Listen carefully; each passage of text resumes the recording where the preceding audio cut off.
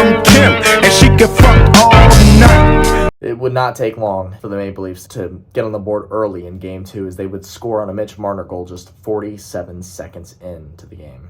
Fuck! He just takes a slap shot from the top of the circle, and Vazzy misreads it. I don't know if he was screened or not. He misreads it. He starts sliding to his right, and it just goes into the left. So if Vazzy would have stayed put, it would have been an easy block. Mitch Marner goes up early on the power play. And not to mention, that was a power play goal because the Lightning really early on had to get a penalty, so not too hot. Later in the period, John Tavares would get on the board. It was just a wicked wrist shot from the middle of the circle, and it went right past Vasilevsky. Nothing you could do about that. And then with 5 minutes left in the first period, William Nylander gets on the board, making it 3-0 Toronto with another Toronto goal. And this is another goal that Vasilevsky probably should have stopped. And it was a poor defensive display from the Lightning as well. This goal came on a delayed penalty for the Lightning, so the Maple Leafs did have a man advantage, but they had an opportunity to get the puck out of the zone to end play and get on the penalty kill. But what happened was the Leafs kept it in, got it to Nylander. Nylander shot it past Vazzy. Another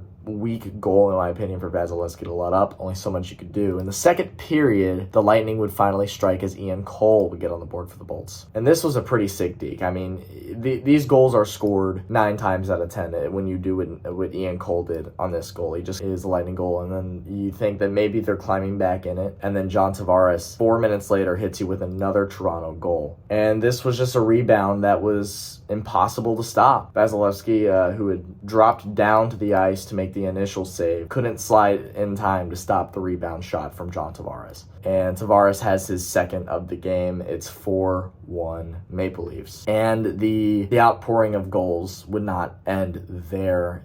You would have 2 more in the second period by Anston, Reese, and Mitch Marner. And then in the third period, the Lightning had 1 more goal. It was by Corey Perry. At this point, it was completely irrelevant. And Tavares had the hat trick, of course, on the Leafs power play. 5 minutes left in the game. So that is it for Game 2. The Lightning get destroyed. So I'd call it about even. You know, Leafs get destroyed in Game 1. Lightning get destroyed in Game 2. We have not had a competitive game yet in this series. So I have a feeling that the 2 games in Tampa might be a little closer. We'll see. But like I said, I don't have high expectations for the Lightning this year. But how could you when your team has just gone on a run of making 3 straight Stanley Cups, winning 2 of them, right? How do you expect them to keep this pace? How do you expect them to just make it back once again?